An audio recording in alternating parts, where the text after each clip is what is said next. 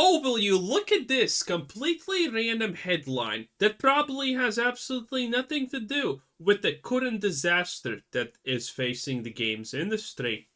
Women and non-binary devs now make up 32% of all game developers, up from 24% in 2022. Well, ain't that just the greatest percentile increase that you have ever seen? Yeah, this is why games are bad, okay? It is no secret that DUI women and inclusion is the thing that has pretty much damaged the game industry to the point that we are here, okay? To the point where beloved studios of old, Bethesda, BioWare, Ubisoft, and whatnot, are slowly crumbling and dying. On my list, by the way, next is Blizzard to finally start truly crumbling, and Doom to go woke.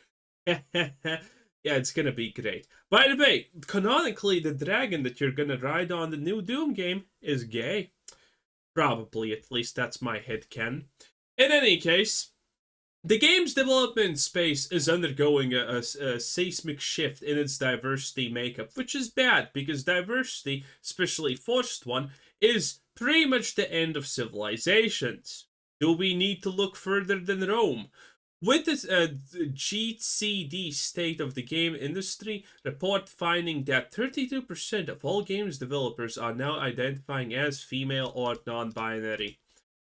The weak will identify as non-binary just to scurry from the ship, but make no mistake, any game developer that identifies as non-binary just so they don't get fired is a loser who deserves none of your pity.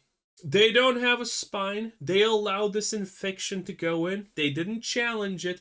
And now they are simply stuck with their tail between their legs because heaven has forsaken them and earth doesn't want them. And now they are reaping what they sow. There is no such thing. There is no such situation possible where something that's going on in the world doesn't affect me or you. If your neighbor's being an ass, that affects you. If three countries over something is happening, that affects you.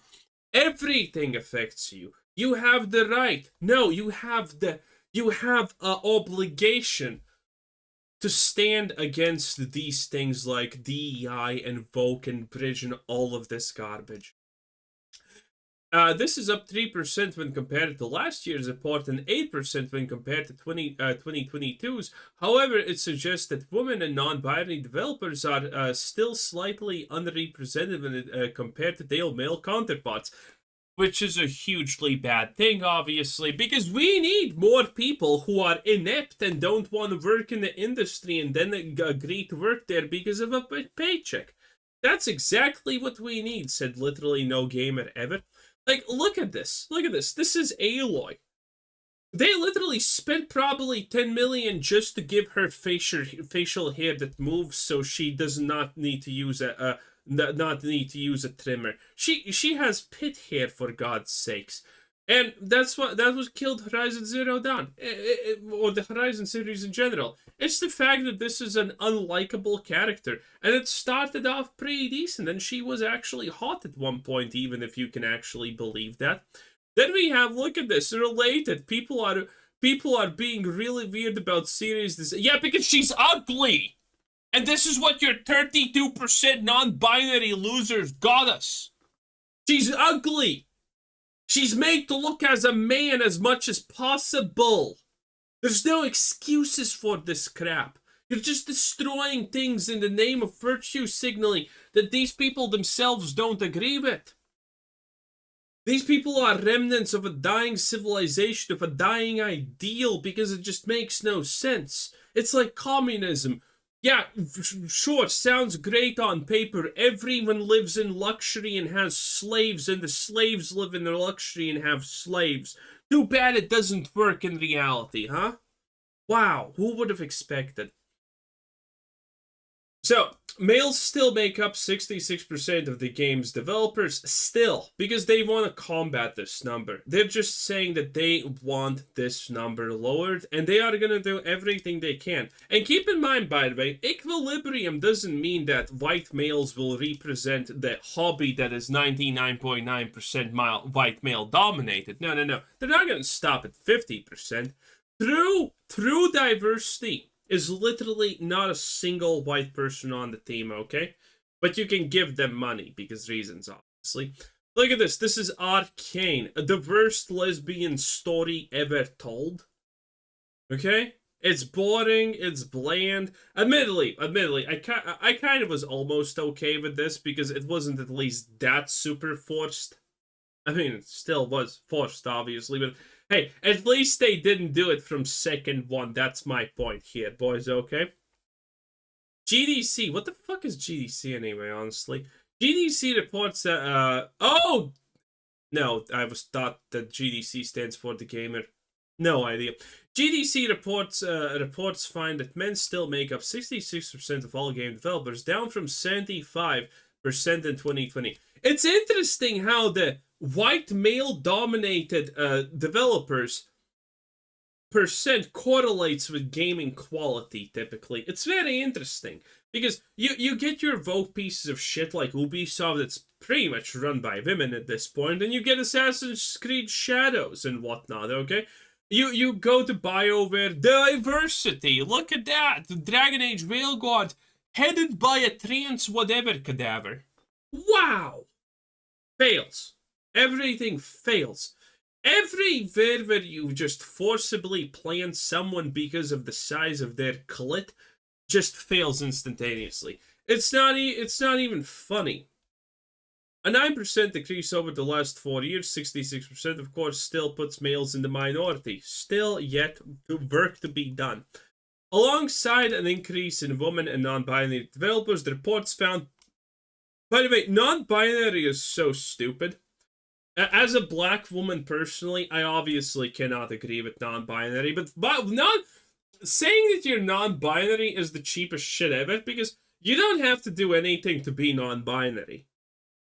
You just start, there's nothing to prove, there's nothing to change, there's nothing to do. You don't even have to actually change your preferences. You can just claim non-binary and you're fine. There's nothing to it.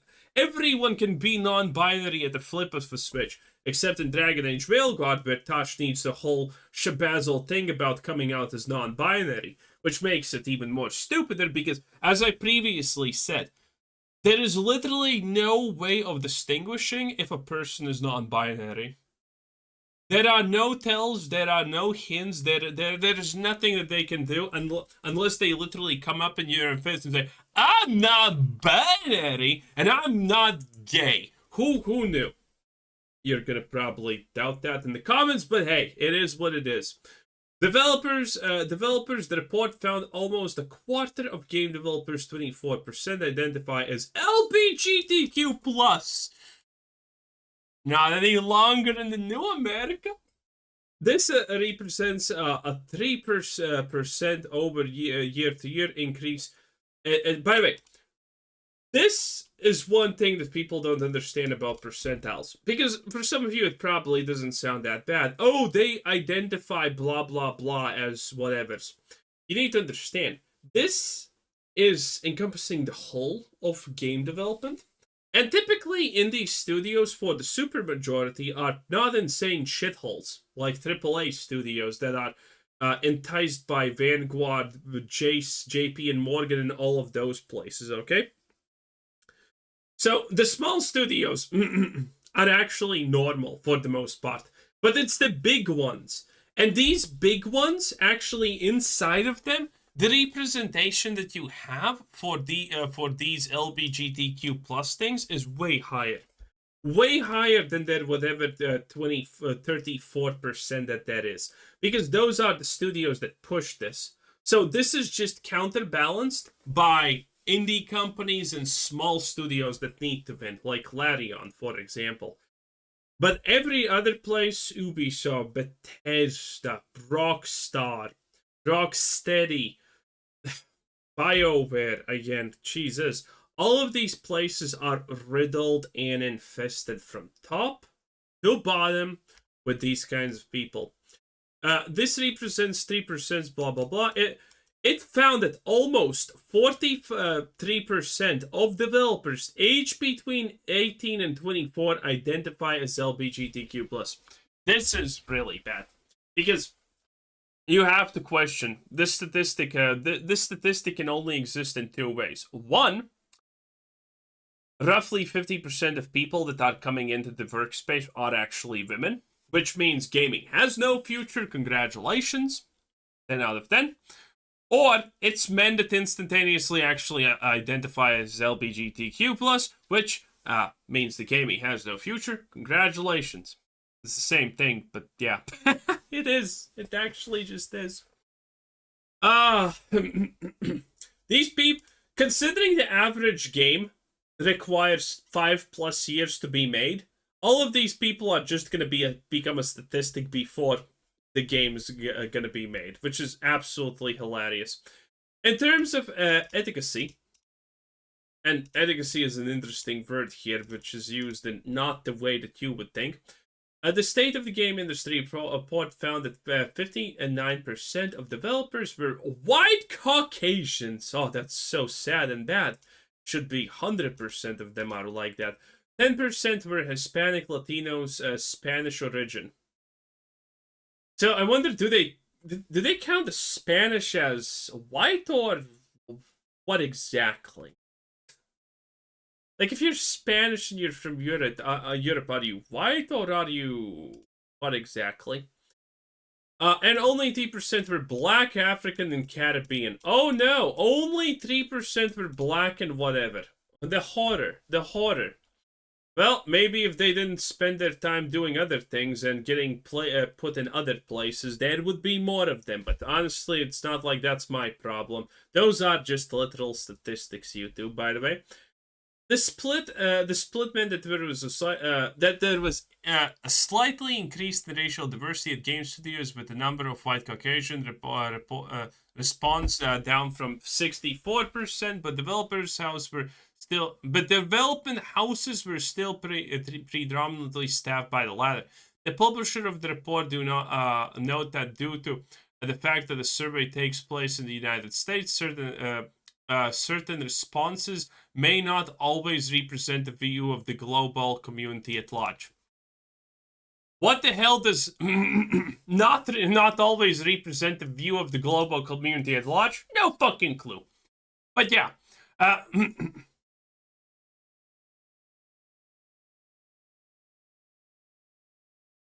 The culmination of the global game developer community selection of global development community. Reports found that 35% of all respondents were white, male, and not part of LGBTQ+ community. It shows that while strides have been made in diversity in industry, there is still a little way to go. Dude, that is just hot, because they're gonna just blast it until it's over.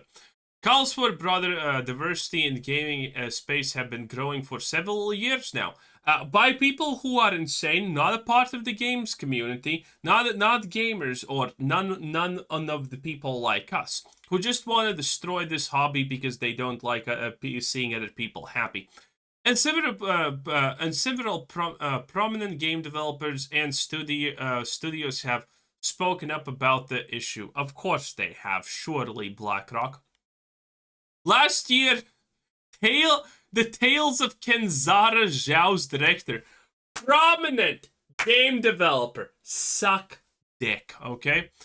Abubabu Salimi delivered a heartfelt message. We actually checked his message. It was not heartfelt, it was stupid. Following racial abuse he received. Abuse that he made up and was not visible anywhere, by the way. Literally. He just made it up. Saying that the diverse games are for everyone except white people. And CD Projekt Red CEO recently rubbished claims that diversity hires were running the studio, which we know is a lie because the guy has been proven a liar. But as support grows for these initiates, so does discontent from a vocal minority. Oh, look at that! That's us, by the way. We are the vocal minority. It's nice knowing that we are such a vocal minority that we get to choose which games survive and which games die. I'm proud of being this vocal minority. How about you, boys? Anyway, stupid article, but what do you expect from the game at 10 out of 10? Bye!